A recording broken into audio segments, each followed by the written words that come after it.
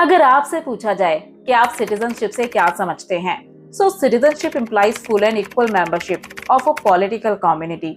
यानी सिटीजनशिप से हमारा मतलब है किसी पॉलिटिकल कम्युनिटी का फुल और इक्वल मेंबर होना। मीन्स जहां सभी सिटीजन के पास इक्वल राइट्स, ड्यूटीज और साथ साथ पॉलिटिकल प्रोसेस में पार्टिसिपेट करने की इक्वल अपॉर्चुनिटी भी हो। पर पॉलिटिकल थ्योरी में सिटीजनशिप को समझने के लिए इतना काफी नहीं है। इसे अच्छे से समझने के लिए आज हम शुरू करने वाले हैं क्लास 11 का चैप्टर 6 सिटीजनशिप। इस चैप्टर में हम एक्सप्लोर करेंगे कि सिटीजनशिप के आइडिया का एक्चुअल में मीनिंग क्या है और पॉलिटिकल थ्योरी में इस आइडिया को किस तरह इंटरप्रेट किया गया है। एज वेल एज हम देखेंगे कि सिटीजन्स और नेशन के बीच रिलेशन क्या है। इसके अलावा हम बात करेंगे उन चैलेंजेस की जो फेस किए जाते हैं उन लोगों के द्वारा जो किसी भी स्टेट के सिटीजन नहीं है। एट लास्ट हम जानेंगे ग्लोबल सिटीजनशिप के बारे में। क्या ऐसा कोई आइडिया एग्जिस्ट भी करता है, और अगर करता है तो क्या ये आइडिया नेशनल सिटीजनशिप को रिप्लेस कर सकता है। मेनली इस चैप्टर में हम इन सभी टॉपिक्स को कवर करेंगे और समझने की कोशिश करेंगे कि पॉलिटिकल थ्योरी में आज इस आइडिया को किस तरह इंटरप्रेट किया जाता है। तो चलिए शुरुआत करते हैं इस चैप्टर के इंट्रोडक्शन से। Meaning of citizenship. Citizenship has been defined as full and equal membership of a political community।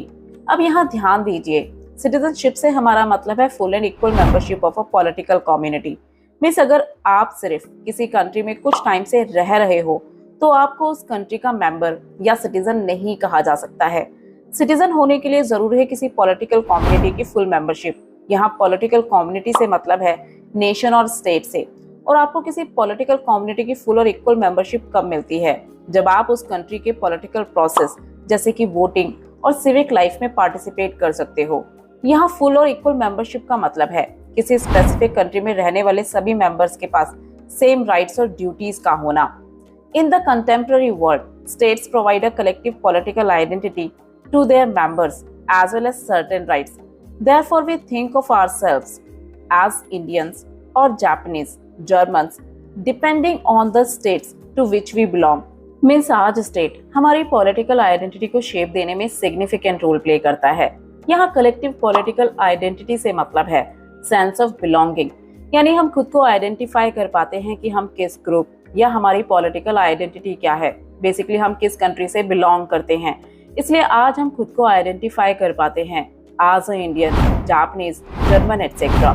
Basically ये कलेक्टिव पॉलिटिकल आइडेंटिटी हमें बताती है कि हम किस कंट्री से बिलोंग करते हैं। एग्जाम्पल के लिए, इंडिया से आने वाला कोई व्यक्ति अगर खुद को इंडियन कहता है तो ये उसकी पॉलिटिकल आइडेंटिटी है। Citizen expect certain rights from their states as well as help and protection wherever they must travel. Means as a citizen लोग अपने स्टेट से कुछ राइट्स को भी एक्सपेक्ट करते हैं, जैसे कि right to vote, freedom of speech, right to education, protection of life etcetera. पर क्यों? क्योंकि आप उस पॉलिटिकल कम्युनिटी के फुल और इक्वल मेंबर हो, इसलिए स्टेट का काम है अपने लोगों को प्रोटेक्ट करना या उनके डेवलपमेंट के लिए काम करना, जिसके लिए वो अपने सिटीजन्स को कुछ राइट्स भी प्रोवाइड करते हैं। एज वेल एज ये राइट्स हमें केवल हमारी कंट्री में प्रोटेक्ट नहीं करते हैं, बट ये हमें तब भी प्रोटेक्ट करते हैं जब हम किसी दूसरी कंट्री में ट्रैवल करते हैं। एग्जाम्पल के लिए, अगर कोई इंडियन दूसरे कंट्री में ट्रैवल करते हुए कुछ प्रॉब्लम्स को फेस करता है तो वो इंडियन एम्बेसी में हेल्प के लिए कांटेक्ट कर सकता है, और इंडियन एम्बेसी हमारी हेल्प करती है क्योंकि हमारी पॉलिटिकल आइडेंटिटी इंडियन है।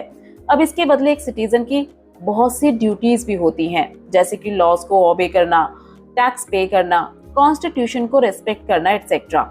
इन शॉर्ट, सिटीजनशिप केवल लीगल स्टेटस नहीं है, बल्कि ये शो करता है एक इंडिविजुअल और स्टेट के बीच का रिलेशनशिप जो बेस्ड है हमारी आइडेंटिटी, राइट्स और रिस्पॉन्सिबिलिटीज पर। आइडेंटिटी मीन्स पॉलिटिकली हम कौन है, किस स्टेट से बिलोंग करते हैं।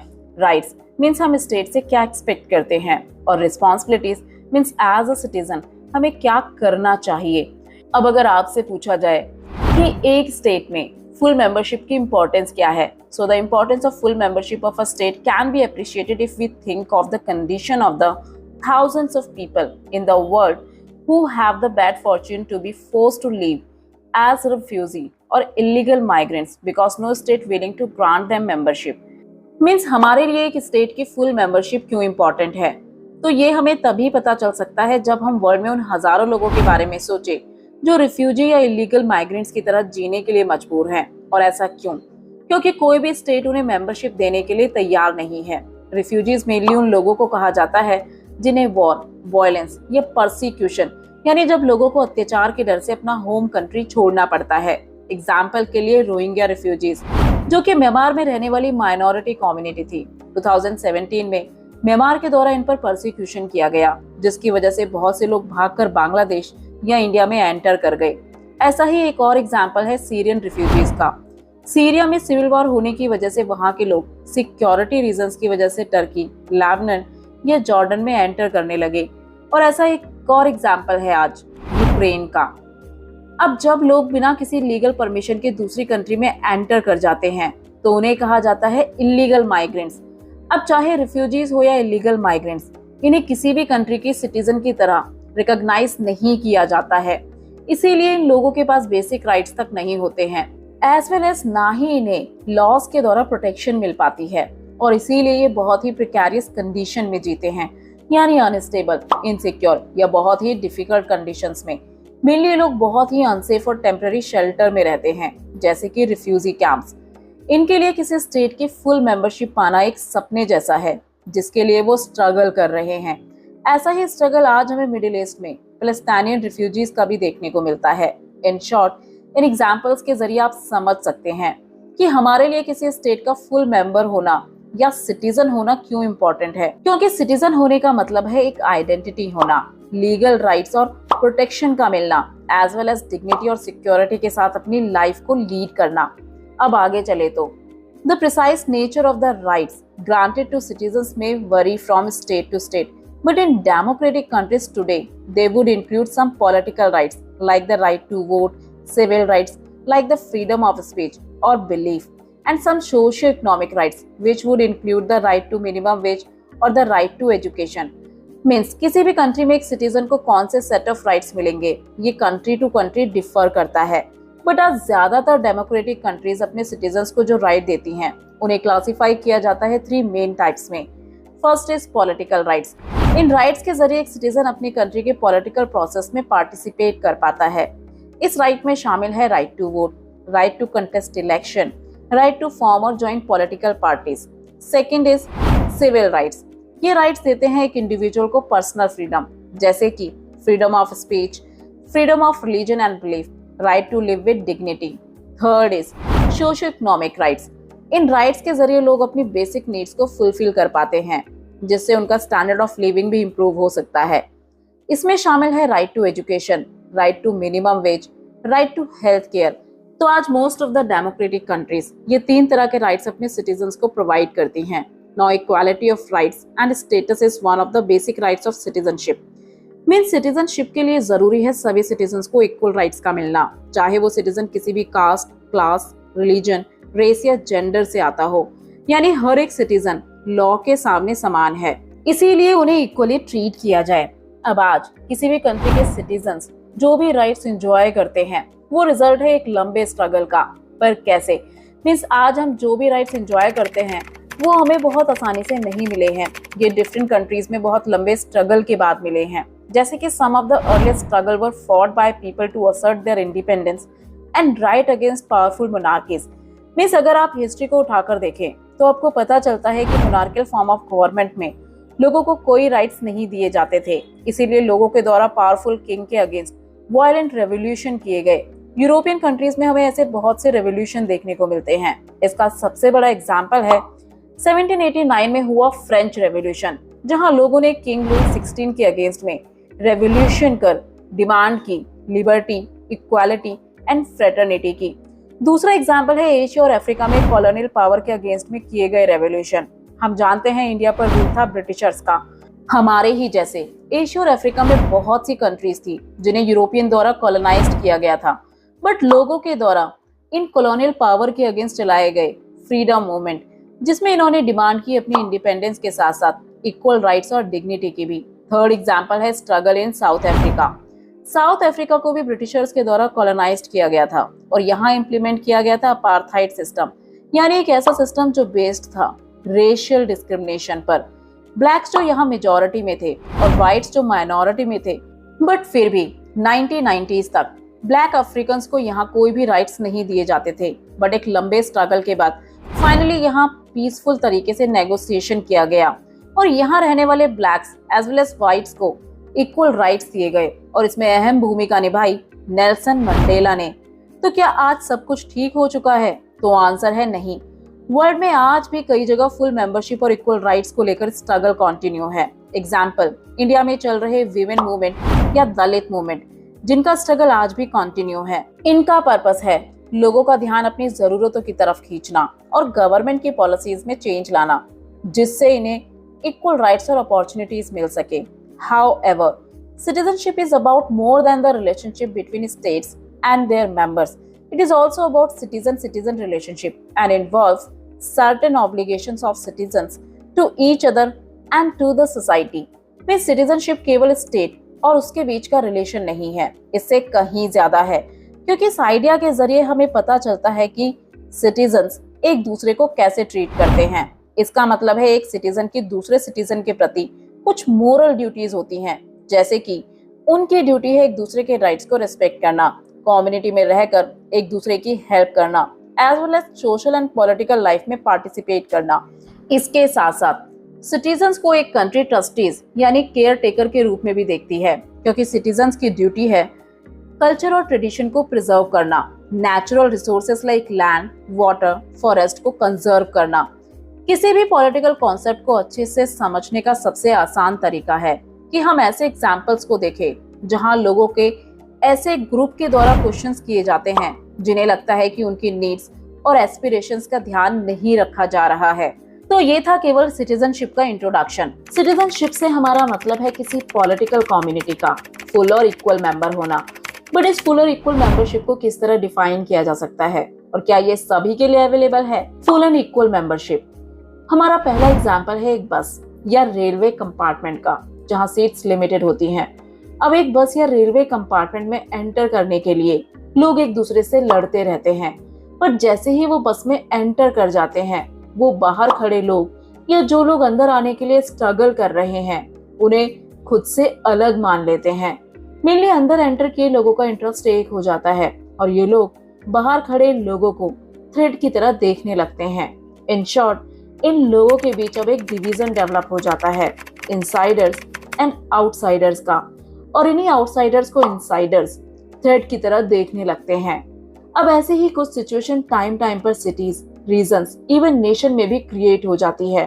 अगर जॉब्स या अदर फैसिलिटीज जैसे कि मेडिकल केयर और एजुकेशन या अदर नेचुरल रिसोर्सेज जैसे कि लैंड और वाटर की बात करें, तो ये सभी लिमिटेड अमाउंट में प्रेजेंट होते हैं। अब क्योंकि ये सभी चीजें लिमिटेड अमाउंट में प्रेजेंट होती हैं, इसीलिए कई बार डिमांड उठती है कि आउटसाइडर्स को किसी स्पेसिफिक स्टेट या नेशन में एंट्री ना दी जाए, भले ही वो उसी देश के सिटीजन क्यों ना हो। जैसे कि आपने ये जरूर सुना होगा, मुंबई फॉर मुंबईकर्स। ये स्लोगन कुछ इस तरह की फीलिंग को एक्सप्रेस करता है। अब यहाँ देखा जाए तो हम सभी इंडियन सिटीजन है, बट यहाँ रीजन के बेसिस पर एक डिवीजन क्रिएट हो जाता है कि कौन इनसाइडर है और कौन आउटसाइडर है। मेनली हमारे पास रिसोर्सेज लिमिटेड हैं और इसीलिए इंडिया के अंदर कई स्टेट्स हैं जिनके अंदर अक्सर इस तरह के क्वेश्चंस रेज किए जाते हैं कि किसी दूसरे स्टेट के लोगों को वहां जॉब ना दी जाए। अब इंडिया के साथ साथ वर्ल्ड के कई हिस्सों में हमें इस तरह के स्ट्रगल देखने को मिलते हैं। तो क्या फुल और इक्वल मेंबरशिप सभी के लिए अवेलेबल है? तो इस तरह की सिचुएशन से कई तरह के क्वेश्चंस रेज होते हैं। पहला, what full and equal membership really means, यानी रियलिटी में फुल और इक्वल मेंबरशिप का मतलब क्या है? Second, does it mean that citizens should enjoy equal rights and opportunities wherever in the country they may live, study or work? Means क्या full और equal membership का मतलब है कि कंट्री के किसी भी हिस्से में रहने वाले, पढ़ने या काम करने वाले सिटीजन्स को इक्वल राइट्स और अपॉर्चुनिटीज मिलनी चाहिए? Third is, does it mean that all citizens, rich और poor, should enjoy certain basic rights and facilities? Means क्या इसका ये भी मतलब है कि हर सिटीजन, चाहे वो अमीर हो या गरीब, उसे कुछ बेसिक राइट्स या फैसिलिटीज मिलनी ही चाहिए? तो अब हम इन तीनों क्वेश्चंस पर फोकस कर सिटीजनशिप के मीनिंग को एक्सप्लोर करेंगे। One of the right granted to citizen in our country and in many others is freedom of movement. हमारा कॉन्स्टिट्यूशन हमें बहुत से राइट्स देता है, जिसमें से एक राइट है फ्रीडम ऑफ मूवमेंट। ये राइट हमारी कंट्री के साथ साथ बहुत सी कंट्री अपने सिटीजन्स को देती है। मीन्स आप अपनी कंट्री के किसी भी हिस्से में फ्रीली मूव कर सकते हैं। अब ये राइट काफी ज्यादा इंपॉर्टेंट शो करता है पार्टिकुलरली वर्कर्स के लिए, क्योंकि जब किसी इंडिविजुअल को उसके होम टाउन में जॉब नहीं मिलती है तब वो जॉब या बेटर अपॉर्चुनिटी की तलाश में दूसरे टाउन या स्टेट में माइग्रेट कर जाता है, या कुछ लोग जॉब की तलाश में दूसरी कंट्री में भी माइग्रेट कर जाते हैं। एग्जाम्पल के लिए आईटी वर्कर्स जो अक्सर जॉब्स के लिए बैंगलोर चले जाते हैं, क्योंकि बैंगलोर टेक्नोलॉजी का हब है जो लार्ज नंबर में टेक प्रोफेशनल्स को अट्रैक्ट करता है। नर्सेस फ्रॉम केरला जो आपको इंडिया के अलग अलग पार्ट्स में काम करती हुई दिखाई देती हैं। टाउन्स में लार्ज नंबर में बिल्डिंग्स का कंस्ट्रक्शन होना जो कंट्री के डिफरेंट पार्ट से आने वाले वर्कर्स को अट्रैक्ट करता है। या ऐसे ही कई इंफ्रास्ट्रक्चर या रोड मेकिंग प्रोजेक्ट्स चल रहे हैं जिनके लिए कंट्री के डिफरेंट पार्ट से वर्कर्स को हायर किया जाता है। डिफरेंट रीजन से आने वाले बहुत से वर्कर्स को आपने जरूर देखा होगा। तो ऐसा वो क्यों कर पाते हैं? तो आंसर है क्योंकि उन सभी के पास फ्रीडम ऑफ मूवमेंट है। इसलिए कंट्री के डिफरेंट पार्ट्स में स्किल्ड और अनस्किल्ड वर्कर्स के लिए मार्केट्स को डेवलप किया गया है। However, often resistance build up among the local people against so many jobs going to people from outside the area, sometimes at lower wage. Means अब अक्सर कई बार ऐसा होता है जब किसी रीजन में बाहर से आए लोग वहाँ के जॉब्स ले लेते हैं, खासकर जब वो कम वेज पर भी काम करने के लिए तैयार हो जाते हैं, तब उस एरिया या रीजन के लोकल लोग आउटसाइडर के अगेंस्ट हो जाते हैं, यानी आउटसाइडर के खिलाफ रेसिस्टेंस डेवलप होने लगता है। मेनली अब वहाँ के लोग डिमांड करने लगते हैं कि कुछ जॉब्स को केवल उस स्टेट से आने वाले लोग या वहाँ के लोकल लैंग्वेज बोलने वाले लोगों को ही दिया जाए, यानी कुछ जॉब्स को केवल लोकल लोगों के लिए ही रिस्ट्रिक्ट कर दिया जाए। अब इस तरह के इश्यूज का सबसे ज्यादा फायदा उठाती हैं पॉलिटिकल पार्टीज, जिससे उन्हें लोगों का सपोर्ट मिल सके। पर ऐसा कैसे? तो कई बार जब किसी पार्टिकुलर स्टेट में इस तरह की डिमांड उठती है और अगर इलेक्शंस पास में हो, तब पॉलिटिकल पार्टीज लोगों का सपोर्ट पाने के लिए इस इशू को सॉल्व करने की बात करती है, जिससे लोगों का वोट उन्हें मिल सके। बट कई बार लोगों का रेसिस्टेंट इतना ज्यादा बढ़ जाता है कि आउटसाइडर्स के साथ वायलेंस तक होने लगता है। इंडिया के ऑलमोस्ट हर रीजन में इस तरह के मूवमेंट्स को देखा गया है। तो अब क्वेश्चन आता है कि जब हम बात करते हैं फुल और इक्वल मेंबरशिप की, तो क्या इन मूवमेंट को जस्टिफाई किया जा सकता है? तो आंसर है नहीं, क्योंकि एज अ सिटीजन आपको कहीं भी फ्रीली मूव करने का पूरा अधिकार है। We all become indignant if Indian workers in other countries are ill treated by the local population. Means जब दूसरी कंट्रीज की लोकल पॉपुलेशन इंडियन वर्कर्स को इल ट्रीट यानी उनके साथ बुरा व्यवहार करती है, तो ये देखकर हम सभी को बहुत गुस्सा आता है। साथ ही हम में से बहुत से लोग ये भी मानते हैं कि एजुकेटेड और स्किल्ड वर्कर्स काम के लिए कहीं भी माइग्रेट करने का पूरा अधिकार रखते हैं। जैसे कि बहुत से इंडियन डॉक्टर्स या आईटी प्रोफेशनल्स आज अमेरिका में जॉब करते हैं या इंडिया में ही दूसरे स्टेट्स में माइग्रेट कर जाते हैं, और बहुत से स्टेट्स इसे लेकर काफी प्राउड भी करते हैं कि उनके यहाँ स्किल्ड लोग काम करने के लिए आते हैं। बट जब किसी रीजन में जॉब्स लिमिटेड या कम होती हैं, तो वहाँ के लोकल लोग आउटसाइडर्स के साथ कंपटीशन करना पसंद नहीं करते हैं। अब क्वेश्चन आता है, does the right to freedom of movement include the right to live और work in any part of the country?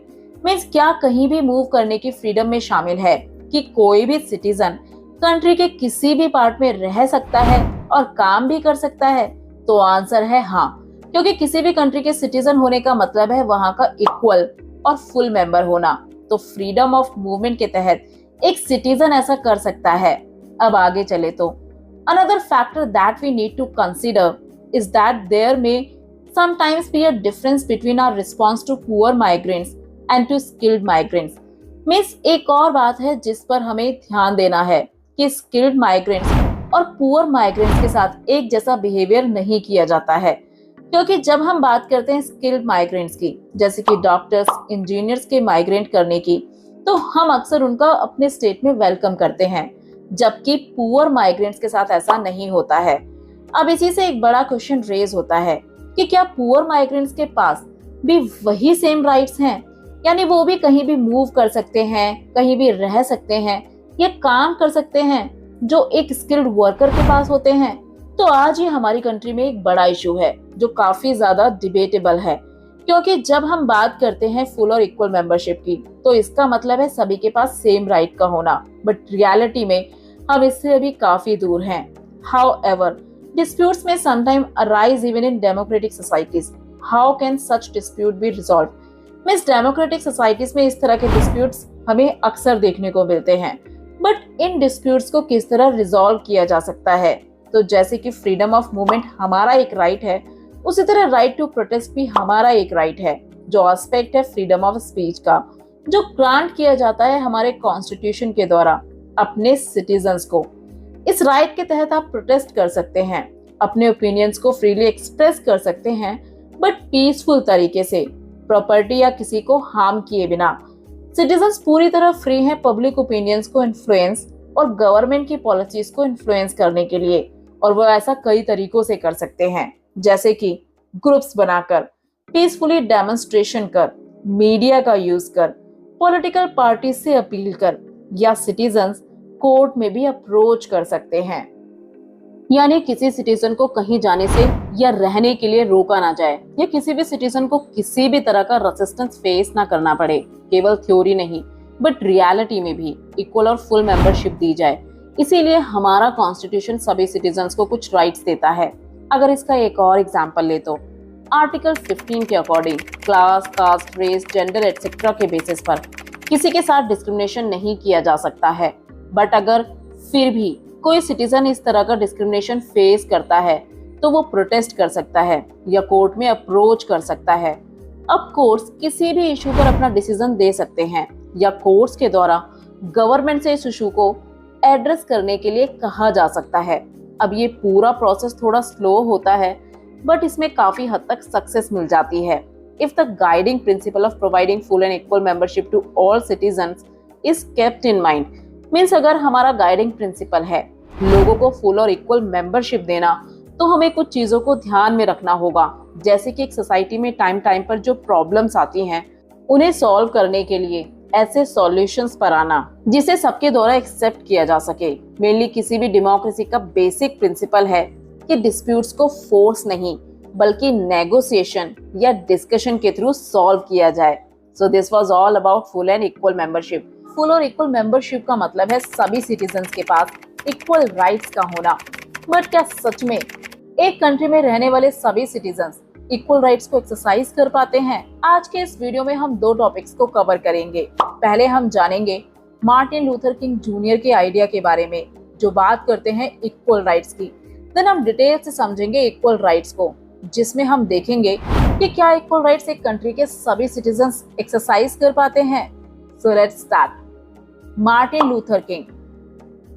The 1950s witnessed the emergence of civil rights movements against inequalities that existed between black and white population in many of the southern states of the USA.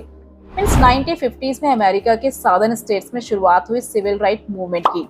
But question ये है कि ये movement आखिर था क्या और इसकी शुरुआत आखिर हुई कैसे? तो अमेरिका के साउदर्न स्टेट्स में इस दौरान ब्लैक और व्हाइट पॉपुलेशन के बीच बहुत ज्यादा इनइक्वालिटीज एग्जिस्ट किया करती थी।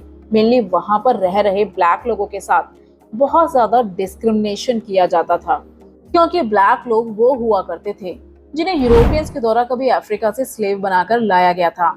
जब अमेरिका आजाद हुआ तब अफ्रीका के लोग वहीं बस गए, जिन्हें अफ्रीकन अमेरिकन बोला जाता था।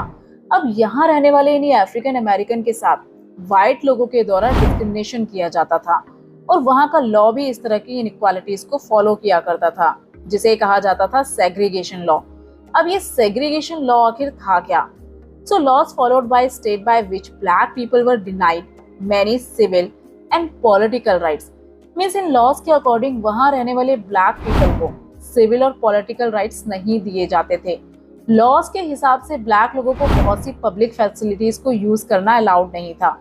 मेनली ब्लैक्स और व्हाइट लोगों के स्कूल्स, हॉस्पिटल्स, बस, ट्रेन, इवन टॉयलेट्स भी अलग हुआ करते थे।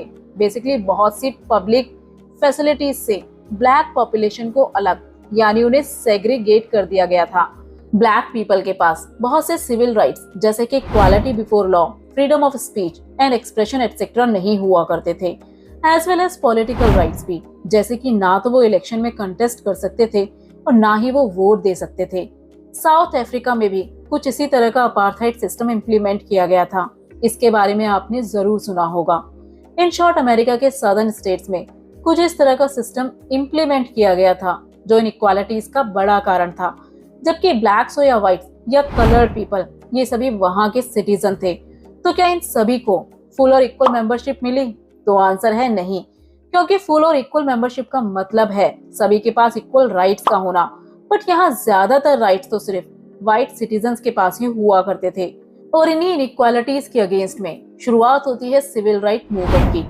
Martin Luther King Junior was a black leader of the movement against these laws. Martin Luther King Junior, जो कि एक ब्लैक लीडर थे और अगेंस्ट थे इस तरह के लॉज के, इसीलिए उन्होंने लॉज ऑफ सेग्रीगेशन के अगेंस्ट में बहुत से आर्ग्यूमेंट दिए। उनका फर्स्ट आर्ग्यूमेंट था, in terms of self worth and dignity every human person in the world is equal regardless of one's race और कलर।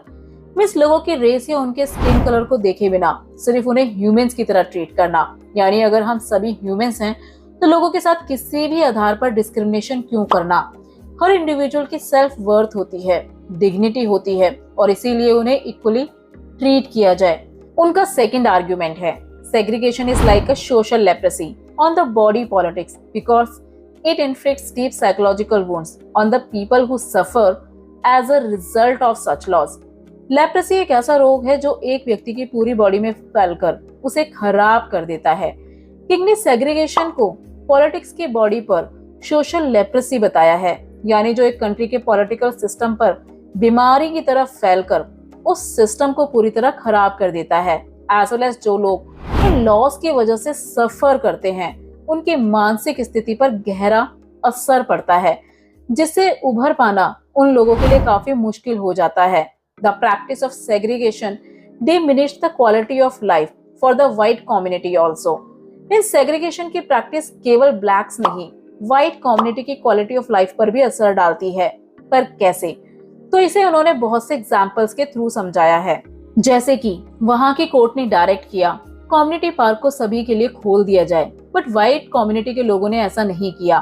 अब कम्युनिटी पार्क के बंद रहने की वजह से ना तो उस कम्युनिटी पार्क का यूज ब्लैक्स कर पा रहे हैं और ना ही व्हाइट लोग। तो पार्क ना खुलने की वजह से व्हाइट कम्युनिटी ने अपनी खुद की क्वालिटी ऑफ लाइफ को भी डिमिनिश कर दिया। अब इसी तरह बेसबॉल टीम की अथॉरिटीज नहीं चाहती थी कि ब्लैक प्लेयर्स को टीम में एंट्री दी जाए, जिस वजह से कुछ बेसबॉल टीम्स को डिसबैंड होना पड़ा। थर्ड आर्ग्यूमेंट है, the segregation law create artificial boundaries between people and prevent them from cooperating with each other for the overall benefit of the country.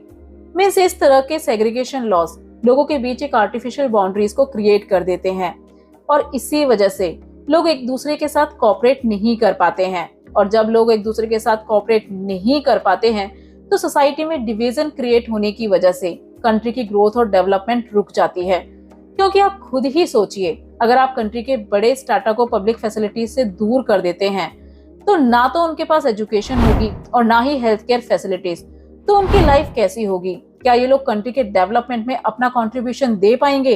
क्योंकि अच्छी एजुकेशन ना मिलने की वजह से ये लोग बाकियों से पीछे छूट जाते हैं। इसीलिए वो आर्ग्यू करते हैं segregation laws should be abolished, यानी इन सेग्रीगेशन लॉज को खत्म कर दिया जाए। बट इन लॉज को किस तरह खत्म किया जाए? तो वो कहते हैं call for peaceful and non violent resistance against the segregation laws. Means peaceful और नॉन वायलेंट तरीके से ही सेग्रीगेशन लॉज को खत्म किया जा सकता है। तो ये तो बात हुई मार्टिन लूथर किंग के बारे में। अब बात करते हैं इक्वल राइट्स की। इस सेक्शन में हम सिटीजनशिप के एक और एस्पेक्ट को समझने की कोशिश करेंगे। That is the issue of whether full and equal membership means that all citizens, rich और poor, should be guaranteed certain basic rights and minimum standard of living by the state. Means किसी भी country का citizen होने का मतलब है वहां की फुल और इक्वल मेंबरशिप का मिलना।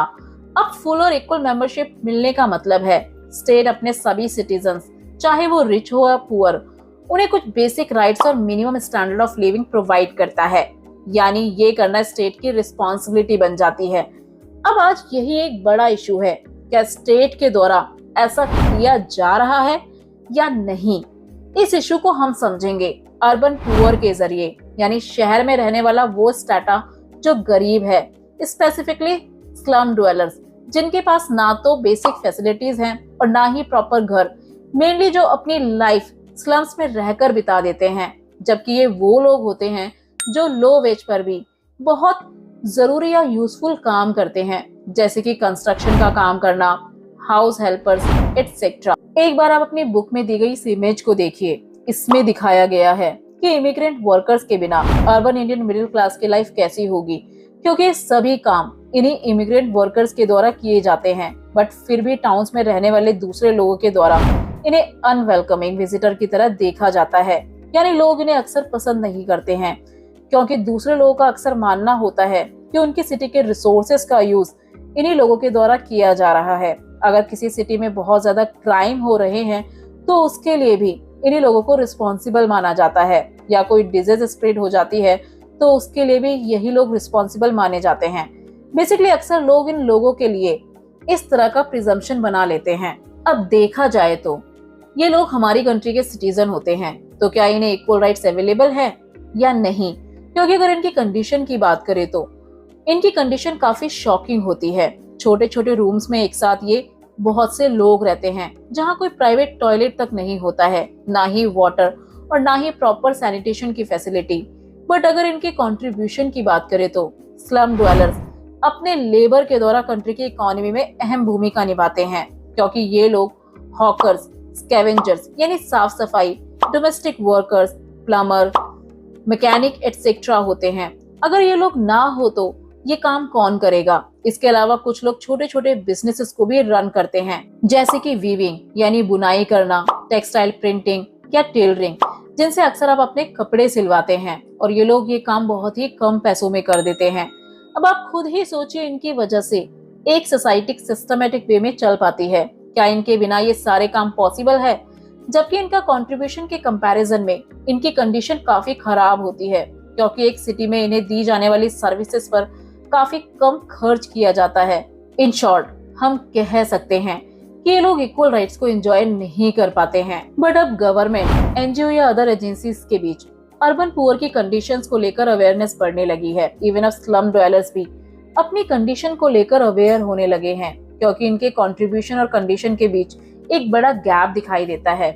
और इनकी कंडीशन को इम्प्रूव करने के लिए जनवरी 2004 में एक पॉलिसी को फ्रेम किया गया, जो थी national policy on urban street vendors. इसके अलावा भी टाइम टाइम पर गवर्नमेंट ने और भी कई पॉलिसीज को फ्रेम किया है, जैसे कि 2014 में स्ट्रीट वेंडर्स को लेकर एक और एक्ट बनाया गया, street vendors protection of livelihood and regulation of street vending act 2014 या PM street vendors Atmanirbhar Nidhi scheme. पर क्यों? तो आपने बड़ी बड़ी सिटीज में बहुत से स्ट्रीट वेंडर्स को देखा होगा, जिन्हें अक्सर हरासमेंट को फेस करना पड़ता है, क्योंकि उनके इस काम को रिकॉग्निशन नहीं मिल पाती है। और इसीलिए इस तरह की पॉलिसीज को बनाया गया है, जिससे स्ट्रीट वेंडर्स को रिकॉग्निशन मिल सके और वो बिना डरे या हरासमेंट के बिना अपना काम कर सके। बट इसके लिए इन्हें भी गवर्नमेंट के रेगुलेशंस को फॉलो करना होता है। Now slum dwellers are also becoming aware of their rights and are beginning to organize to demand. वे सब स्लम ड्वेलर भी अपने राइट्स के प्रति काफी ज्यादा अवेयर होने लगे हैं, और इसीलिए अब वो अपनी डिमांड को पूरा करवाने के लिए ऑर्गेनाइज होने लगे हैं। इवन जब जब उनके राइट्स का वायलेशन होता है, तब तब ये लोग कोर्ट्स में भी अप्रोच करने लगे हैं। इसका सबसे बड़ा एग्जाम्पल है Olga Tellis versus Bombay municipal corporation 1985 का केस। इस केस में एक सोशल वर्कर स्लम ड्वेलर्स के बिहाफ पर सुप्रीम कोर्ट में पिटीशन को फाइल करते हैं। देन इस पब्लिक इंटरेस्ट लिटिगेशन के आधार पर बॉम्बे के स्लम ड्वेलर्स के राइट्स को लेकर एक इम्पोर्टेंट डिसीजन दिया जाता है। अब कई बार गवर्नमेंट के ऑर्डर पर इन स्लम ड्वेलर्स को उनकी जगह से हटा दिया जाता है, और यही इस पिटीशन में क्लेम किया गया था कि इन लोगों को पेमेंट या स्लम में रहने का राइट मिलना चाहिए, क्योंकि इनके पास रहने के लिए कोई अल्टरनेटिव नहीं होता है। अगर आप इन जगहों से हटने के लिए इन्हें फोर्स करते हैं तो ये लोग अपना लाइवलीहुड भी खो देते हैं, क्योंकि ये लोग अक्सर उन्हीं जगहों के आसपास रहते हैं जहां ये काम करते हैं। अब इस पर सुप्रीम कोर्ट का डिसीजन था कि इंडियन कॉन्स्टिट्यूशन का आर्टिकल 21 बात करता है राइट टू लाइफ की, जिसके अंदर शामिल है राइट टू लाइवलीहुड भी। इसीलिए अगर पेवमेंट ड्वेलर्स को उनकी जगह से हटाया जाता है तो राइट टू शेल्टर के अकॉर्डिंग पहले गवर्नमेंट के द्वारा उनके रहने के लिए जगह प्रोवाइड किया जाए और तभी उन्हें उनकी जगह से हटाया जाए। अब कई बार इन लोगों को पॉलिटिकल राइट्स जैसे कि राइट टू वोट जैसे बेसिक राइट को एक्सरसाइज करने में भी बहुत सी डिफिकल्टीज का सामना करना पड़ता है, क्योंकि वोट करने के लिए जरूरत होती है वोटर आईडी की और वोटर आईडी को बनवाने के लिए जरूरत होती है एक फिक्स्ड एड्रेस की।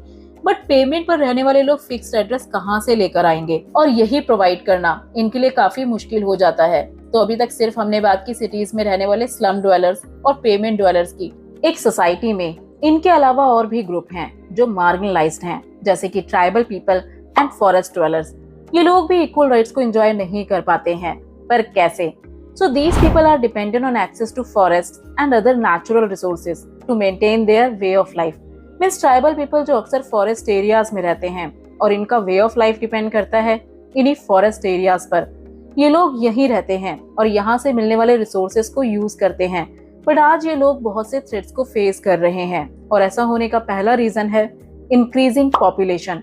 पॉपुलेशन के इंक्रीज होने से आपको पहले के कंपैरिजन में अब ज्यादा रिसोर्सेज की जरूरत पड़ती है।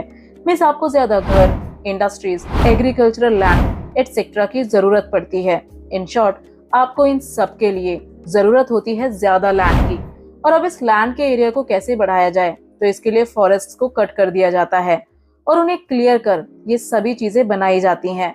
अब इन सब चीजों से सफर कौन करेगा? तो आंसर है ट्राइबल लोग। मीन्स वो लोग जो जंगलों में रहा करते हैं, बट जंगलों को कट करने से उन्हें उस जगह को छोड़ना पड़ता है। इसके अलावा दूसरा रीजन है प्रेशर फ्रॉम कमर्शियल इंटरेस्ट। मान लीजिए कोई इंडस्ट्रियलिस्ट किसी इंडस्ट्री को सेटअप करना चाहता है या मिनरल्स की माइनिंग करना चाहता है या फॉरेस्ट से मिलने वाले रिसोर्सेज को एक्सट्रैक्ट करना चाहता है, तो ऐसे में भी ट्राइबल लोगों को उनकी लैंड छोड़ने के लिए फोर्स किया जाता है। अब ये लोग भी इसी कंट्री के फुल एंड इक्वल मेंबर है, बट क्या ये लोग इक्वल राइट्स को एंजॉय कर पा रहे हैं? क्योंकि डेवलपमेंट के नाम पर इन लोगों को अपना घर बार छोड़ना पड़ता है।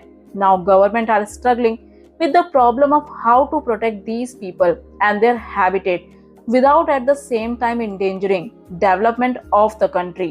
मीन्स अब गवर्नमेंट भी इस प्रॉब्लम की वजह से स्ट्रगल कर रही है, क्योंकि उनके सामने प्रॉब्लम है कि कैसे ट्राइबल लोगों को और इनके हैबिटेट को प्रोटेक्ट किया जाए और सेम टाइम पर कंट्री का डेवलपमेंट भी किया जा सके। मेनली इसे बैलेंस कैसे किया जाए कि इन्हें प्रोटेक्शन भी मिल सके और डेवलपमेंट भी हो सके। अब ये इशू केवल ट्राइबल लोगों तक सीमित नहीं है, ये इशू सभी सिटीजन को अफेक्ट करता है, क्योंकि अगर कंट्री का डेवलपमेंट नहीं होता है तब इस कंडीशन में भी बाकी सिटीजन गवर्नमेंट को क्रिटिसाइज करते हैं, और अगर डेवलपमेंट के नाम पर लोगों को डिस्प्लेस कर दिया जाए तो तब भी ऐसा होता है। तो अभी तक हमने देखा कि किस तरह से एक सोसाइटी में सभी सिटीजन इक्वल राइट्स को एक्सरसाइज नहीं कर पाते हैं। मीन्स बाय लॉ सभी को इक्वल राइट्स दिए गए हैं, पर जब इन लॉज की प्रैक्टिकलिटी की बात आती है तो बहुत से इश्यूज सामने निकल कर आते हैं। अब गवर्नमेंट पूरी कोशिश करती है कि सभी सिटीजन्स को equal rights and opportunities ensure कर सके, बट ये बहुत ही कॉम्प्लेक्स और डिफिकल्ट टास्क है। पर क्यों? तो इसका आंसर है different group of people may have different needs and problems and the rights of one group may conflict with the right of another. Means एक सोसाइटी में अलग अलग तरह के लोग रहते हैं जिनकी नीड्स और प्रॉब्लम्स भी एक दूसरे से काफी अलग होती हैं। कभी कभी एक ग्रुप को जो राइट दिए जाते हैं वो दूसरे ग्रुप के राइट से टकरा सकते हैं, और इसका एग्जाम्पल अभी थोड़ी देर पहले ही हमने जाना, जैसे कि ट्राइबल पीपल जो फॉरेस्ट को बचाना चाहते हैं, लेकिन कई बार गवर्नमेंट इन एरियाज में बड़े इंडस्ट्रियलिस्ट को इंडस्ट्रीज को सेटअप या माइनिंग करने की इजाजत दे देती है, और इसी वजह से दो ग्रुप्स के राइट के बीच कॉन्फ्लिक्ट्स क्रिएट होते हैं। इसीलिए सभी को इक्वल राइट्स देने का मतलब ये बिल्कुल नहीं है कि सभी पर एक जैसी पॉलिसी को इम्प्लीमेंट कर दिया जाए, क्योंकि कोई भी एक पॉलिसी सभी को इक्वल राइट्स नहीं दे सकती है। लोगों को इक्वल बनाने का मतलब है कि गवर्नमेंट को लोगों की नीड्स, उनके इंटरेस्ट और प्रॉब्लम्स को समझना होगा और सभी चीजों को कंसीडर करने के बाद ही पॉलिसीज को फ्रेम करना होगा। तो इस डिस्कशन से क्या क्लियर हुआ? तो इसका आंसर है changes in the world situation, the economy and society demand new interpretations of the meaning and rights of citizenship. Means जैसे जैसे वर्ल्ड की सिचुएशन, इकोनॉमी और सोसाइटी चेंज हो रही है, वैसे वैसे सिटीजनशिप का मीनिंग और सिटीजनशिप के राइट्स को भी नए तरीके से समझना होगा। जो लॉ सिटीजनशिप से रिलेटेड बनाए गए हैं वो सिर्फ एक स्टार्टिंग पॉइंट है और टाइम के साथ इन लॉज का इंटरप्रिटेशन बदलता रहता है।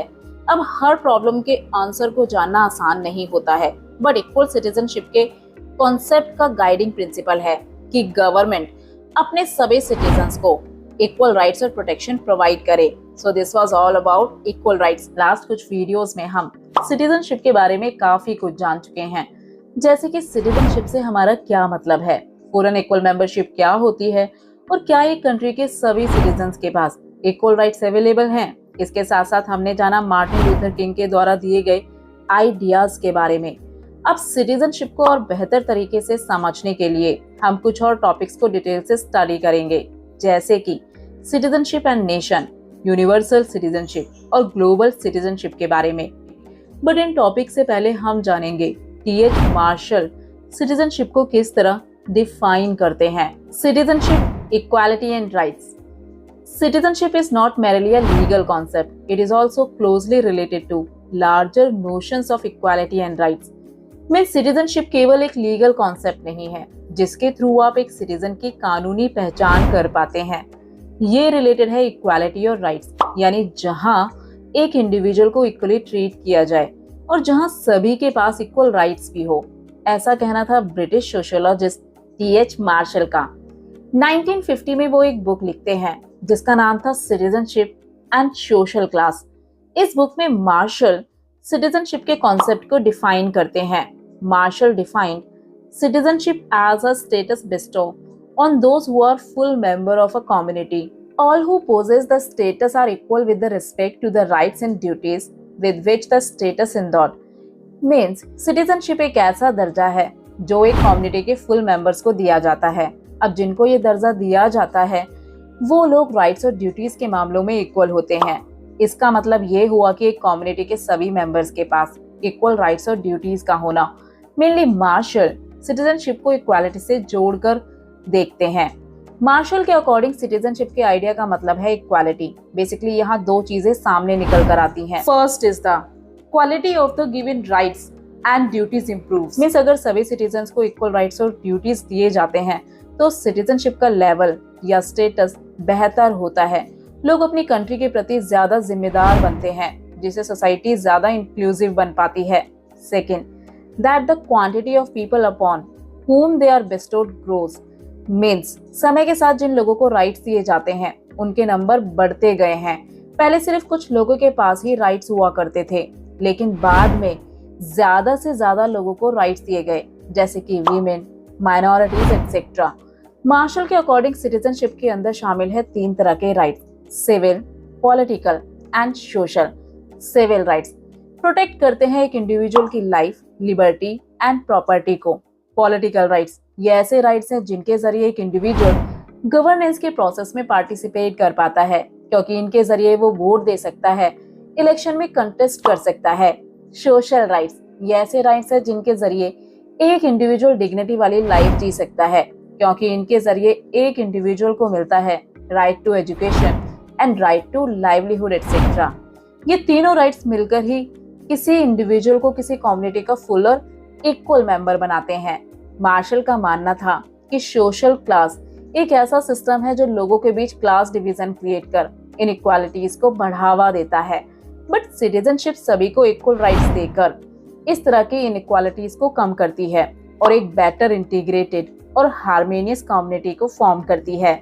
इन शॉर्ट, मार्शल सिटीजनशिप के जरिए बात करते हैं इक्वालिटी, और इक्वालिटी को एस्टैब्लिश करने के लिए जरूरी है सभी के पास इक्वल राइट्स का होना। तो ये तो बात हुई टी.एच. मार्शल की। अब एक नेशन स्टेट से हमारा क्या मतलब है और एक नेशन स्टेट का सिटीजन होने के लिए क्या जरूरी है, तो चलते हैं अपने नेक्स्ट टॉपिक पर, जो है सिटीजन एंड नेशन। अगर हम एंशिएंट और अर्ली मेडिवल पीरियड की बात करें तो तब कंट्रीज की कोई स्पेसिफिक बाउंड्रीज नहीं हुआ करती थी। मेनली इस टाइम पर किसी पार्टिकुलर टेरिटरी को रूल किया जाता था किसी मोनार्क के द्वारा। कभी कभी उस टेरिटरी को किसी और किंग के द्वारा जीत लिया जाता था। इसीलिए जिन लोगों पर ये किंग और क्वीन रूल किया करते थे वो लोग खुद को किसी पार्टिकुलर पॉलिटिकल आइडेंटिटी से रिलेट नहीं कर पाते थे। बट जब धीरे धीरे लोगों ने खुद को पॉलिटिकल कम्युनिटी से रिलेट करना शुरू किया, तब इमर्ज हुआ कॉन्सेप्ट नेशन स्टेट का। और इसकी शुरुआत होती है मॉडर्न पीरियड में 1789 में हुए फ्रेंच रेवोल्यूशन से। क्लास 9th में आपने फ्रेंच रेवोल्यूशन के बारे में जरूर पढ़ा होगा। यहाँ लोगों के द्वारा जब रेवोल्यूशन किया गया तो वो इसलिए हुआ क्योंकि फर्स्ट टाइम उन्होंने खुद को यूनाइटेड फील किया। लोग चाहते थे कि कंट्री में मोनार्की को एंड कर इम्प्लीमेंट किया जाए डेमोक्रेटिक सिस्टम, जिसमें लोगों को कुछ राइट्स दिए जाएं, जिसमें मोस्ट इम्पोर्टेंट थे liberty, equality and fraternity, as well as country के पास सोवरेनिटी होनी चाहिए, यानी ऐसी कंट्री जो बिना किसी बाहरी इन्फ्लुएंस के खुद अपने डिसीजंस को ले सके। मेनली उन्होंने देखा कि किस तरीके से नेशन स्टेट को बनाया जा सकता है। अब नेशन स्टेट को बनाने के लिए उनकी बाउंड्रीज केवल जमीन का टुकड़ा नहीं होती है, बल्कि वो शो करती है unique culture and shared history, यानी कैसे एक स्पेसिफिक टेरिटरी में रहने वाले लोगों का कल्चर दूसरों से अलग है और ये लोग कैसे हिस्ट्री को भी शेयर करते हैं। बट अब क्वेश्चन आता है कि लोग कैसे अपनी आइडेंटिटी को एक्सप्रेस करें। तो नेशनल आइडेंटिटी को कुछ सिंबल्स के द्वारा एक्सप्रेस किया जाता है, जैसे कि national flag, national anthem, national language और कुछ सेरेमनीज जो एक नेशन की यूनिटी को शो करती हैं। मेनली ऐसी चीजें जिससे लोग खुद को यूनाइटेड फील करें। अगर आज आप मॉडर्न नेशन स्टेट को भी देखते हैं तो वो भी सेम कॉन्सेप्ट को ही यूज करते हैं, क्योंकि हर कंट्री का national flag, symbol, language etcetera होती है, जिससे लोग खुद को नेशन से जोड़कर देख पाते हैं और यूनाइटेड फील कर पाते हैं। मेनली हम कह सकते हैं कि फ्रेंच रेवोल्यूशन के बाद नेशन स्टेट का कॉन्सेप्ट इमर्ज हुआ। बट अब आज के मॉडर्न स्टेट्स में हमें बहुत ज्यादा डाइवर्सिटी भी देखने को मिलती है, जहां लोग अलग अलग रिलीजन, लैंग्वेजेस, कल्चर और ट्रेडिशंस को फॉलो करते हैं। But the national identity of a democratic states is supposed to provide citizens with a political identity that can be shared by all the member of the state. Mainly आज हम बात कर रहे हैं democratic countries की। आज most of the countries इसी system को फॉलो करती हैं। इस सिस्टम में लोग अपनी आइडेंटिटी को उनके कल्चर, ट्रेडिशन या शेयर्ड हिस्ट्री से जोड़कर नहीं देखते हैं। यहाँ नेशनल आइडेंटिटी ऐसी होनी चाहिए जो हर सिटीजन को एक जैसी पॉलिटिकल आइडेंटिटी दे सके, जिससे वहां रहने वाले लोग खुद को उस कंट्री का हिस्सा मान सके। Democratic states usually try to define their identity so that it is inclusive as possible, that is which allow all citizens to identify themselves as part of the nation. Democratic countries अपनी national identity को इस तरह define करने की कोशिश करती हैं जो सभी को इंक्लूड कर सके, जिससे हर सिटीजन को ये महसूस हो कि वो इस नेशन का हिस्सा है, चाहे उसका रिलीजन, लैंग्वेज या बैकग्राउंड कुछ भी हो। But in practice most tend to define their identity in a way which make it easier for some citizen to identify with the state than others.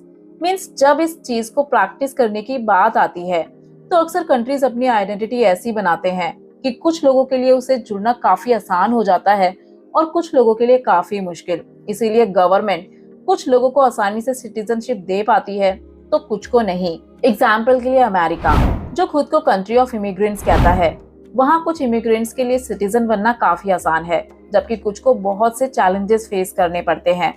अब हमारे पास एक और एग्जांपल है फ्रांस का।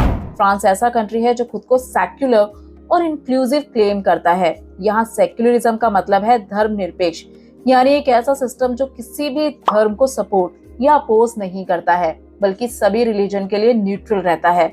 और इंक्लूसिव मीन्स जहाँ सभी के लिए जगह हो। अब वहाँ केवल यूरोपियन ओरिजिन के लोग नहीं रहते हैं, बल्कि नॉर्थ अफ्रीका जैसे दूसरे रीजन से आई हुई कम्युनिटीज भी सिटीजन की तरह रहती हैं। फ्रांस का कल्चर और लैंग्वेज उसकी नेशनल आइडेंटिटी का इम्पोर्टेंट पार्ट है, इसीलिए हर सिटीजन से ये एक्सपेक्ट किया जाता है कि वो पब्लिक लाइफ में उस कल्चर में एसिमिलेट यानी घुल मिल पाए। बट यहाँ रहने वाले हर एक सिटीजन को अपने पर्सनल बिलीफ्स और कस्टम्स को केवल प्राइवेट लाइफ में रखने की आजादी है, यानी आप कौन से रिलीजन को फॉलो करते हैं या कौन से गॉड की वर्शिप करते हैं और किन सिंबल्स को कैरी करते हैं, ये आपका प्राइवेट मैटर है। इसीलिए आप इन्हें घर में ही प्रैक्टिस कर सकते हैं, पब्लिक लाइफ यानी बाहर नहीं। अब ये पॉलिसी सुनने में तो काफी सही लग सकती है, लेकिन पब्लिक और प्राइवेट लाइफ में डिफरेंस करना हमेशा इतना आसान नहीं होता है। इसीलिए कई बार ये काफी कंट्रोवर्शियल भी हो जाता है। एग्जाम्पल के लिए रिलीजन को प्राइवेट मैटर माना जाता है, इसीलिए आप इसे प्राइवेट स्पेस में ही प्रैक्टिस कर सकते हैं। लेकिन कई बार लोग रिलीजियस सिंबल जैसे कि टर्बन यानी कि पगड़ी या हेड स्कार्फ पब्लिक लाइफ में भी पहने हुए नजर आते हैं, जैसे कि स्कूल्स में।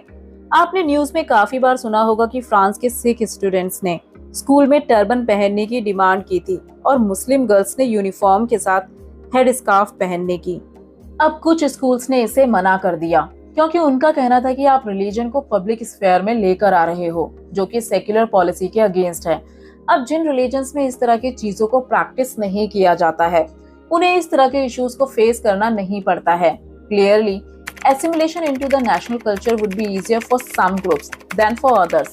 यानी यहाँ क्लियरली ये पता चलता है कि किसी कंट्री के नेशनल कल्चर में एसिमिलेट यानी घुलना मिलना कुछ ग्रुप्स के लिए आसान होता है, जबकि कुछ के लिए काफी मुश्किल। The criteria for granting citizenship to new applicants varies from country to country। In countries such as Israel or Germany, factors like religion or ethnic origin may be given priority when granting citizenship। Means her country में citizenship देने के rules अलग अलग होते हैं। कुछ countries में जैसे कि इजराइल या जर्मनी सिटीजनशिप देते वक्त रिलीजन या एथनिक बैकग्राउंड को इम्पोर्टेंस देते हैं। अगर जर्मनी का एग्जाम्पल ले तो पहले वहाँ टर्किश वर्कर्स को काम करने के लिए बुलाया गया, लेकिन अब इन टर्किश वर्कर्स की डिमांड है कि उनके बच्चों को जो जर्मनी में ही पैदा हुए वहीं पर बड़े हुए उन्हें ऑटोमेटिकली जर्मन सिटीजनशिप मिलनी चाहिए। लेकिन ये अभी भी डिबेट का इशू बना हुआ है। ये केवल कुछ एग्जाम्पल हैं जो दिखाते हैं कि इवन डेमोक्रेटिक कंट्रीज जो खुद को इंक्लूसिव कहना पसंद करती हैं, वो भी सिटीजनशिप देने में कई तरह के रिस्ट्रिक्शंस लगा देती हैं। Now India defines itself as a secular democratic nation state. Means India खुद को डिफाइन करती है एक सेक्युलर डेमोक्रेटिक नेशन स्टेट के रूप में। जब इंडिया में इंडिपेंडेंस को लेकर मूवमेंट चलाया गया था, तब ये सिर्फ एक छोटे से ग्रुप का मूवमेंट नहीं था, बल्कि एक ब्रॉड बेस्ड मूवमेंट था जिसमें अलग अलग रिलीजन, रीजन या कल्चर के लोगों को जोड़ना जरूरी समझा गया था। ये भी सच है कि 1947 में हमारी कंट्री का पार्टीशन हो गया था, क्योंकि उस टाइम मुस्लिम लीग के साथ हमारे कुछ डिफरेंसेस सॉल्व नहीं हो पाए थे। लेकिन इस इंसिडेंट ने इंडिया के नेशनल लीडर्स को और ज्यादा मजबूत कर दिया कि जो नया इंडिया बनेगा वो सेक्युलर और ज्यादा इंक्लूसिव होगा। और यही कमिटमेंट इंडिया के कॉन्स्टिट्यूशन में भी क्लियरली दिखाई देता है। The Indian constitution attempted to accommodate a very diverse society. Means हम जानते हैं कि इंडिया एक डाइवर्स कंट्री है, बट हमारे कॉन्स्टिट्यूशन ने इस डाइवर्स सोसाइटी को साथ लाने की कोशिश की है। पर कैसे? जैसे कि schedule caste and schedule tribe, many women who had not previously enjoyed equal rights, some remote communities in the Andaman and Nicobar Islands who had little contact with modern civilization and many others। में schedule caste या tribe से आने वाले लोग जिनके साथ discrimination कर उन्हें सोसाइटी में पहले पीछे रखा गया, वीमेन जिनके पास पहले बराबरी के राइट्स नहीं हुआ करते थे। अंडमान और निकोबार में रहने वाली ऐसी बहुत सी कम्युनिटीज जो मॉडर्न दुनिया से काफी दूर थीं। इन शॉर्ट हमारे कॉन्स्टिट्यूशन ने इन सभी को साथ लाने की कोशिश की है। इसके अलावा अलग अलग लैंग्वेजेस, रिलीजन एंड प्रैक्टिसेस को बनाए रखने की आजादी भी दी है। मेनली यहाँ हमारे कॉन्स्टिट्यूशन ने कोशिश की है कि लोगों को उनके पर्सनल बिलीफ, लैंग्वेजेस और कल्चरल प्रैक्टिसेस को छोड़ने के लिए फोर्स ना किया जाए। यहाँ लोग पूरी तरह आजाद हैं अपने बिलीफ्स और प्रैक्टिसेस को फॉलो करने के लिए, जिससे सभी लोग इक्वल राइट्स को एंजॉय कर सकें। बेसिकली लोगों को साथ लाने के लिए कॉन्स्टिट्यूशन में किया गया है एक यूनिक एक्सपेरिमेंट। रिपब्लिक डे की परेड में जो हर साल दिल्ली में ऑर्गेनाइज की जाती है, वो इसी चीज को सिंबलाइज करती है, जिसमें different region, culture and religion से आने वाले लोगों को शामिल किया जाता है। क्योंकि इस परेड में मोस्ट ऑफ द स्टेट के कल्चर, आर्मी और पुलिस की शान, क्लासिकल डांस एक्सेट्रा को शो किया जाता है। मेनली हम कह सकते हैं कि यहाँ इंडिया के डाइवर्स कल्चर को रिप्रेजेंट किया जाता है। The provisions about citizenship in the constitution can be found in the part 2 and in subsequent laws passed by parliament। Means Indian Constitution के part 2 आर्टिकल 5 to 11 में सिटीजनशिप के provisions को शामिल किया गया है, बट पार्लियामेंट के पास भी ये राइट्स हैं कि वो नए सिटीजनशिप के लॉज को पास कर सकती है, जैसे कि सिटीजनशिप एक्ट 1955 या सिटीजनशिप एक्ट 2019, जिसके थ्रू 1955 के एक्ट को अमेंड किया गया था। The Constitution adopted an essential democratic and inclusive notion of citizenship, means India में सिटीजनशिप का कॉन्सेप्ट काफी डेमोक्रेटिक और इंक्लूसिव है, यानी हर तरह के लोगों को शामिल करने वाला, जिसमें सभी को बराबरी के अधिकार दिए जाते हैं। अब इंडिया में सिटीजनशिप 5 तरीकों से मिल सकती है।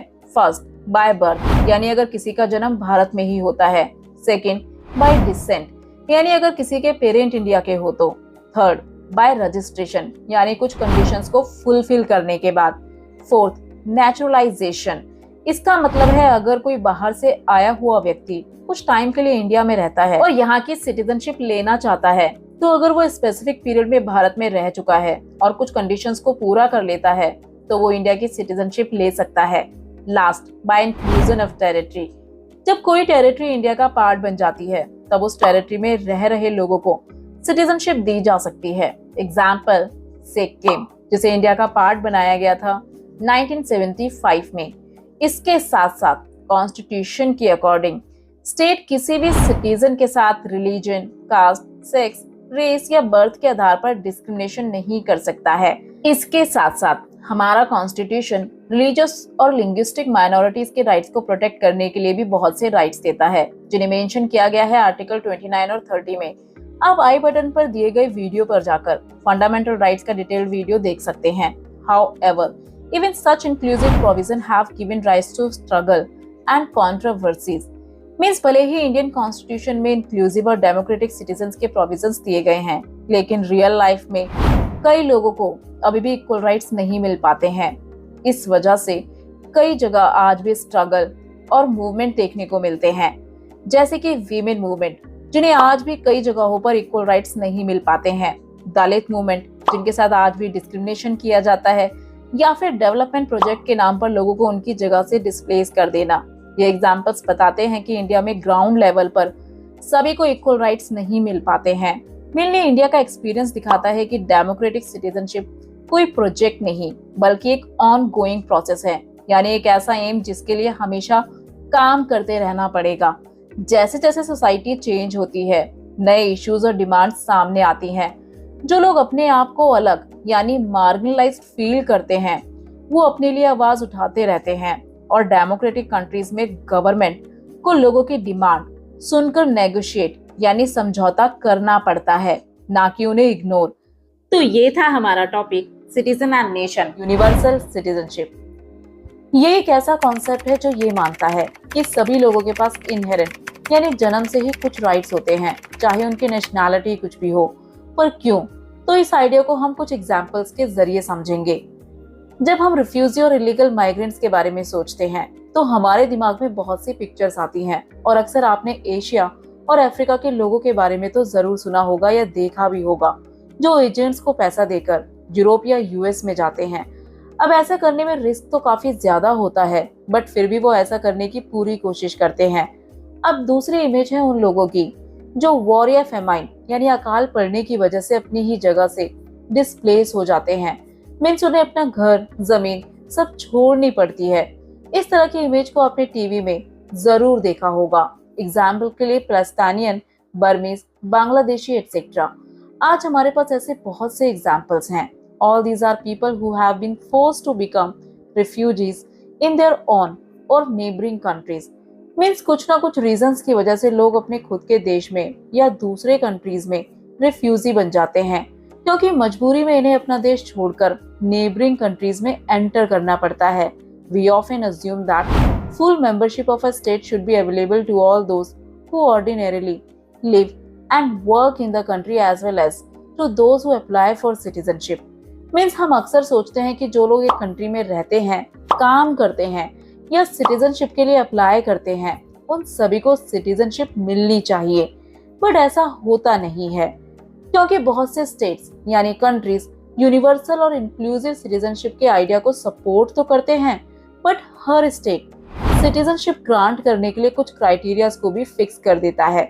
मेनली हम बात कर रहे हैं कुछ स्पेसिफिक रूल्स की जो फिक्स किए जाते हैं एक स्टेट के द्वारा कि किन लोगों को सिटीजनशिप दी जाए और किन्हें नहीं, और इन क्राइटेरियाज को एक कंट्री के कॉन्स्टिट्यूशन या लॉज में लिखा जाता है। इन लॉज के जरिए पावर को यूज कर एक स्टेट अनवांटेड विजिटर्स को अपनी कंट्री में आने से रोक देता है। तो क्या ये सब करने से लोगों का माइग्रेशन रुक जाता है? तो आंसर है नहीं। In spite of restrictions, even the building of walls or fences, considerable migration of people still take place in the world. Means restrictions के साथ साथ borders पर wall बना देने से, fences लगा देने के बावजूद लोग माइग्रेट करते रहते हैं। मेनली लोगों को डिस्प्लेस यानी अपने कंट्री को छोड़ना पड़ता है वॉर्स, परसिक्यूशन, फेमाइन और कई और रीजंस की वजह से। एग्जाम्पल के लिए म्यांमार में रहने वाले Rohingya community. Now if no state is willing to accept them and they can not return home, they become stateless people और रिफ्यूजीज। मीन्स अब अगर इन लोगों को कोई कंट्री एक्सेप्ट ना करे तो ये लोग अपनी कंट्री में वापस नहीं जा सकते हैं, जिस वजह से ये लोग स्टेटलेस या रिफ्यूजी बन जाते हैं और इसी वजह से इन्हें कैंप्स में रहना पड़ता है इलीगल माइग्रेंट्स की तरह। अब इन कंडीशंस में ना तो ये लोग लीगली वर्क कर पाते हैं और ना ही अपने बच्चों को एजुकेट कर पाते हैं और ना ही प्रॉपर्टी को एक्वायर कर पाते हैं। मेनली इन लोगों को बहुत ही पुअर कंडीशंस में रहना पड़ता है। ये प्रॉब्लम इतनी ज्यादा बड़ी है जिसके लिए यूएन ने रिफ्यूजीज के लिए अपॉइंट किया है हाई कमिश्नर फॉर रिफ्यूजीज, जिससे रिफ्यूजीज की हेल्प की जा सके। अब यहाँ पर एक और क्वेश्चन आता है कि ह्यूमैनिटी के आधार पर क्या रिफ्यूजीज को किसी कंट्री को एक्सेप्ट करना चाहिए या नहीं। So decision regarding how many people can be absorbed as citizens in a country poses a difficult humanitarian and political problems for many states. Means कितने लोगों को सिटीजन की तरह अब्सॉर्ब किया जाए, ये डिसीजन लेना एक कंट्री के लिए काफी मुश्किल है, क्योंकि इससे क्रिएट होती है ह्यूमैनिटेरियन और पॉलिटिकल प्रॉब्लम्स। क्योंकि बहुत सी कंट्रीज की पॉलिसीज है कि वो ह्यूमैनिटी के नाम पर उन लोगों को एक्सेप्ट कर लेते हैं जिन्होंने वॉर या परसिक्यूशन की वजह से उनकी कंट्री में एंट्री की है। बट क्वेश्चन ये है कि आखिर कितने लोगों को एक्सेप्ट किया जाए, क्योंकि हर कंट्री के पास रिसोर्सेज लिमिटेड है, इसीलिए ज्यादा लोगों को एंट्री देने से उन्हें मैनेज करना मुश्किल हो सकता है। एज वेल एज ये लोग उनकी कंट्री के सिक्योरिटी के लिए भी खतरा हो सकते हैं। अगर हम इंडिया का एग्जाम्पल ले तो इंडिया अपने आप को परसिक्यूटेड लोगों को पनाह देने के लिए काफी प्राइड फील करता है, क्योंकि इंडिया में 1959 में दलाई लामा और उनके फॉलोअर्स को शरण दी गई। इसके साथ साथ हमारी नेबरिंग कंट्रीज से बॉर्डर के जरिए लोगों का आना जाना चलता रहता है। इंडिया में एंटर करने वाले ये लोग बहुत सालों तक स्टेटलेस ही रहते हैं, साथ ही इनकी आगे आने वाली जनरेशन भी बहुत बेकार कंडीशंस में रहती हैं। ये लोग कैंप्स में इलीगल माइग्रेंट्स की तरह रहते हैं। इनमें से बहुत कम लोगों को ही सिटीजनशिप मिल पाती है। अब ये प्रॉब्लम डेमोक्रेटिक सिटीजनशिप को चैलेंज करती है। पर क्यों? क्योंकि डेमोक्रेसी में कहा जाता है कि कंटेम्प्रेरी वर्ल्ड में आज सभी लोगों को सिटीजन की तरह आइडेंटिफाई किया जाता है और बहुत से राइट्स भी दिए जाते हैं। फिर भी आज लोग अपनी चॉइस से किसी स्टेट की सिटीजनशिप नहीं ले सकते हैं और इसके अलावा लोगों के पास कोई अल्टरनेटिव आइडेंटिटी भी नहीं होती है। इसीलिए वर्ल्ड में आज स्टेटलेस लोगों की प्रॉब्लम बहुत ज्यादा बड़ी है, जिसका सामना करना बेहद जरूरी है। अगर इस प्रॉब्लम को और डीपली एनालाइज किया जाए तो स्टेट्स के बॉर्डर आज भी कभी कभी वॉर या पॉलिटिकल डिस्प्यूट्स की वजह से चेंज होते रहते हैं और ऐसे डिस्प्यूट्स में जो लोग फंस जाते हैं उनके लिए कॉन्सिक्वेंसेस बहुत सीरियस हो जाते हैं। जैसे ही उन्हें अपना घर छोड़ना पड़ता है, उनकी पॉलिटिकल आइडेंटिटी खत्म हो जाती है, सिक्योरिटी खतरे में आ जाती है और कभी कभी उन्हें दूसरे कंट्रीज में माइग्रेट करना पड़ता है। क्या आप कमेंट करके बता सकते हैं कि आज कौन सी कंट्रीज के लोग इस तरह की प्रॉब्लम्स को फेस कर रहे हैं? अब यहाँ और भी कई क्वेश्चंस रेज होते हैं, जैसे कि क्या केवल सिटीजनशिप इस तरह की प्रॉब्लम्स को सॉल्व कर सकती है? यानी अगर रिफ्यूजीज या स्टेटलेस लोगों को किसी ना किसी कंट्री की सिटीजनशिप दे दी जाए तो क्या लोगों को उनके राइट्स मिल सकते हैं, उनकी कंडीशंस इंप्रूव हो सकती है? तो शायद ऐसा हो भी सकता है। बट कोई भी कंट्री किस हद तक लोगों को सिटीजनशिप प्रोवाइड करेगी, क्योंकि यूनिवर्सल सिटीजनशिप एक एब्स्ट्रैक्ट आइडिया है जिसे इम्प्लीमेंट करना मुश्किल काम है। तो क्वेश्चन वही है कि सिटीजनशिप प्रोवाइड करने से ऐसे लोगों की सभी प्रॉब्लम्स को सॉल्व किया जा सकता है, और अगर नहीं तो क्या लोगों को कोई अल्टरनेटिव आइडेंटिटी प्रोवाइड की जा सकती है जहां हमें नेशनल आइडेंटिटी से ऊपर उठकर यूनिवर्सल आइडेंटिटी के बारे में सोचना पड़ेगा। और इन्हीं क्वेश्चंस को सॉल्व करने के लिए कई बार ग्लोबल सिटीजनशिप जैसा आइडिया सामने निकल कर आता है। बट ये आइडिया है क्या? तो चलिए अब बात करते हैं ग्लोबल सिटीजनशिप के बारे में। इस आइडिया को समझने से पहले हम कुछ स्टेटमेंट्स को देखते हैं। 2004 में साउथ एशिया में आई थी सुनामी, जिसने बहुत सी कंट्रीज को अफेक्ट किया। मेनली ये इतनी बड़ी तबाही थी जिसमें बहुत से लोगों को अपनी जान गंवानी पड़ी। अब इस दौरान वर्ल्ड वाइड विक्टिम्स के लिए सिंपैथी का माहौल क्रिएट हुआ। जिन कंट्रीज पर सुनामी का सबसे ज्यादा असर पड़ा था, उन कंट्रीज की हेल्प के लिए बहुत से कंट्रीज आगे भी आए। सेकेंड स्टेटमेंट है international network link terrorist today. जब हम बात करते हैं टेररिज्म की, तो ये किसी स्पेसिफिक कंट्री की प्रॉब्लम नहीं है, ये मेनली ऑपरेट करता है इंटरनेशनल लेवल पर। Third is the united nation is working with different states to try and prevent the spread of bird flu and the possible of a human viral pandemic. एक time पर bird flu काफी ज्यादा spread हो चुका था, और अगर recent का एग्जांपल ले तो कोरोना वायरस, जिसने दुनिया भर के लोगों या कहा जा सकता है पूरे वर्ल्ड को अफेक्ट किया। अब ये ऐसी प्रॉब्लम थी जिससे कोई एक नहीं बल्कि सभी कंट्रीज परेशान थे, और इसे रोकने या इससे बचने के लिए यूनाइटेड नेशन से लेकर सभी रीजनल ऑर्गेनाइजेशन ने भी या सभी कंट्रीज ने आपस में कोऑर्डिनेट करना शुरू कर दिया था। अब यहाँ हमने 3 कंडीशंस को देखा। क्या अब आप बता सकते हैं कि इन तीनों स्टेटमेंट्स में कॉमन क्या है? तो इसका आंसर है कि इन स्टेटमेंट से हमें पता चलता है कि आज वर्ल्ड इंटरकनेक्टेड है, क्योंकि जब सुनामी आई तो डिफरेंट कंट्रीज ने सिंपैथी को शो किया। Then terrorism worldwide operate करता है, इसीलिए इसका सॉल्यूशन किसी एक कंट्री के पास नहीं है। इसके अलावा वर्ल्ड वाइड जब कोई डिजीज आती है, तब सभी कंट्रीज मिलकर कोऑर्डिनेट करते हैं। इन शॉर्ट, हमें यहाँ समझ आता है कि वर्ल्ड इंटरकनेक्टेड है। कोई भी चीज आज इंटरनेट, टेलीविजन के जरिए बहुत तेजी से फैलती है, और इसी चीज का सपोर्ट लेते हुए कॉन्सेप्ट निकल कर आता है ग्लोबल सिटीजनशिप का। ग्लोबल सिटीजनशिप के सपोर्टर्स आर्ग्यू करते हैं, although a world community and global society does not yet exist, people already feel link to each other across national boundaries. Means अभी तक ग्लोबल कम्युनिटी जैसी कोई चीज एग्जिस्ट नहीं करती है, बट फिर भी लोग आज एक दूसरे से लिंक्ड फील करते हैं। एग्जाम्पल के लिए, आज आप इंस्टाग्राम, फेसबुक को यूज करते हैं।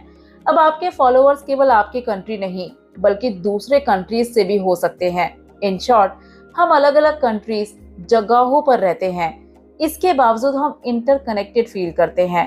तो ग्लोबल सिटीजनशिप पॉसिबल क्यों नहीं है? यानी आपकी आइडेंटिटी क्यों एक स्पेसिफिक कंट्री से जुड़ी रहे जबकि आप पूरे वर्ल्ड का पार्ट हो? ग्लोबल सिटीजनशिप के सपोर्टर आर्ग्यू करते हैं कि हमें इस इंटरकनेक्टेडनेस की फीलिंग को और ज्यादा स्ट्रेंथन करना होगा, जिससे ग्लोबल सिटीजनशिप के कॉन्सेप्ट को इम्प्लीमेंट किया जा सके। बट अगर हम बात करें नेशनल सिटीजनशिप के कॉन्सेप्ट की, so the concept of national citizenship assumes that our state can provide us with the protection and rights which we need to live with dignity in the world today. Means national citizenship का concept कहता है कि state अपने सभी citizens को rights और protection provide करती है, जिससे उनके सिटीजन डिग्निटी वाली लाइफ जी सके। बट आज स्टेट्स बहुत सी प्रॉब्लम्स को फेस कर रहे हैं जिन्हें वो खुद टैकल नहीं कर सकते हैं। इसका सबसे बड़ा एग्जाम्पल है कोरोना वायरस, जो बहुत तेजी से स्प्रेड हो चुका था। अब ऐसे में एक स्टेट अपने सिटीजन्स का ध्यान तो रखेगा, पर उसे दूसरे कंट्रीज से भी कोऑर्डिनेट करना पड़ेगा। यानी यहाँ हम कह सकते हैं कि नेशनल सिटीजनशिप का कॉन्सेप्ट इम्पॉर्टेंट है, बट आज की सिचुएशन देखते हुए ग्लोबल सिटीजनशिप का कॉन्सेप्ट भी रिलेवेंट है, क्योंकि बहुत से इश्यूज ऐसे हैं जिन्हें एक स्टेट अपने लेवल पर टैकल नहीं कर सकता है। अब इस सिचुएशन में बहुत से क्वेश्चंस रेज होते हैं। Are individual rights guaranteed by state sufficient to protect the freedom of people today, or has the time come to move to a concept of human rights to global citizenship? Means individual rights जो एक state के द्वारा दिए जाते हैं, क्या लोगों के फ्रीडम को प्रोटेक्ट करने के लिए वो काफी हैं, या अब टाइम आ चुका है कि हमें इंडिविजुअल राइट से, ह्यूमन राइट से ऊपर उठकर ग्लोबल सिटीजनशिप के बारे में सोचना पड़ेगा? तो अब क्वेश्चन आता है, क्या ग्लोबल सिटीजनशिप एक अच्छा सॉल्यूशन हो सकता है? तो इसका आंसर है, one of the attraction of the notion of global citizenship is that it might make easier to deal with problems which extend across national boundaries and which therefore need cooperative action by the people and government of many states. Means global citizenship का concept हमें बहुत सी problems को solve करने में help करता है। जैसे कि इसका सबसे बड़ा बेनिफिट ये है कि ये उन प्रॉब्लम्स को सॉल्व करने में हेल्प कर सकता है जो सिर्फ एक कंट्री तक लिमिटेड नहीं होती हैं, बल्कि बॉर्डर्स के अक्रॉस होती हैं। और ऐसी प्रॉब्लम्स को सॉल्व करने के लिए अलग अलग कंट्रीज के लोग और गवर्नमेंट को मिलकर काम करना पड़ता है। एग्जाम्पल के लिए माइग्रेंट्स और स्टेटलेस लोगों की प्रॉब्लम। ग्लोबल सिटीजनशिप का कॉन्सेप्ट उनके लिए एक फेयर सॉल्यूशन ढूंढने में हेल्प कर सकता है, या कम से कम उन्हें बेसिक राइट्स और प्रोटेक्शन दे सकता है, चाहे वो किसी भी कंट्री में क्यों ना रह रहे हों। अब अगर इस टॉपिक का कंक्लूजन देखें तो पिछले सेक्शन में हमने देखा था कि एक कंट्री के अंदर इक्वल सिटीजनशिप कभी कभी सोशो इकोनॉमिक इनइक्वालिटीज या और भी कई प्रॉब्लम्स की वजह से थ्रेटन हो सकती है। अब ऐसी प्रॉब्लम्स को लास्ट में सिर्फ उस सोसाइटी के लोग और गवर्नमेंट ही सॉल्व कर सकते हैं। इसीलिए एक स्टेट की फुल एंड इक्वल मेंबरशिप आज भी लोगों के लिए इम्पोर्टेंट है। लेकिन ग्लोबल सिटीजनशिप का आइडिया हमें याद दिलाता है कि नेशनल सिटीजनशिप के साथ साथ हमें ये समझना चाहिए कि हम एक इंटरकनेक्टेड वर्ल्ड में रहते हैं। इसीलिए हमें अपने रिलेशंस वर्ल्ड के अलग अलग पार्ट्स के लोगों के साथ और ज्यादा स्ट्रॉन्ग बनाने चाहिए और तैयार रहना चाहिए कि हम लोग गवर्नमेंट के साथ मिलकर काम करें, चाहे वो नेशनल बाउंड्रीज के बाहर ही क्यों ना हो। तो ये था हमारा इस चैप्टर का लास्ट टॉपिक, ग्लोबल सिटीजनशिप। इस चैप्टर में हमने इन सभी टॉपिक्स को कवर किया है। अगर आप पॉलिटिकल थ्योरी को और ज्यादा डिटेल से स्टडी करना चाहते हैं तो आप बाय कर सकते हैं वीडियो में दी गई बुक्स को, या विजिट कर सकते हैं हमारे यूट्यूब स्टोर को भी। You can also join our Telegram channel और Instagram page for more information and resources. The link is given in the description. Hope you like this video. For more videos, do like, share and don't forget to subscribe our channel.